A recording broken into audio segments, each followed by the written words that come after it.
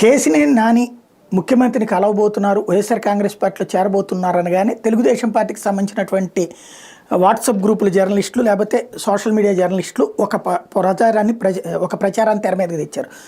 ఈ నెల 11న వైసీపీ తీర్థం పుచ్చుకుంటారని వాళ్ళు అనుకున్నారు.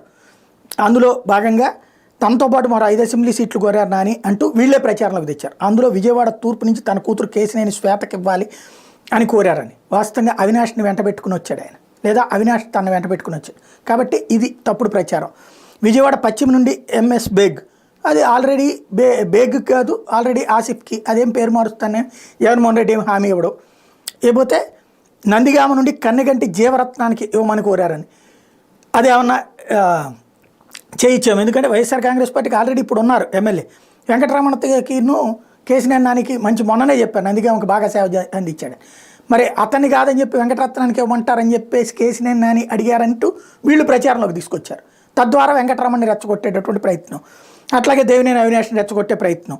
ఇప్పుడు తిరువూరు నుంచి నల్లగట్ల స్వామిదాస్కి అన్నట్టు తిరువూరులో సిట్టింగ్ ఎమ్మెల్యే ఉన్నారు, ఒకవేళ ఆయనకి ఇవ్వదలుచుకోకపోతే మారుస్తారు. అంటే స్వామిదాస్కి సంబంధించినటువంటి ఇష్యూలో ఒకవేళ ఏమన్నా జగనే అనుకుంటే కనుక మొన్ననే స్వామిదాస్ కూడా వైసీపీలో చేరబోతున్నాను ప్రచారం జరిగింది.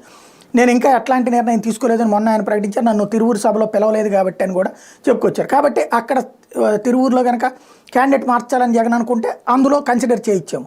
బట్ ఇది కూడా ప్రచారంలోకి తెచ్చింది తెలుగుదేశం టీమే. మైలవరం నుంచి బొమ్మరసాని సుబ్బారావుకి ఇవ్వమని అడిగారు అన్నటువంటి అది మైలవరంలో ఆల్రెడీ వసంత కృష్ణ ప్రసాద్ పోటీ చేయనన్నారు కాబట్టి ఏమన్నా ఈయన తరపున మనిషిగా వస్తారా ఏంటనేది చూడాలి.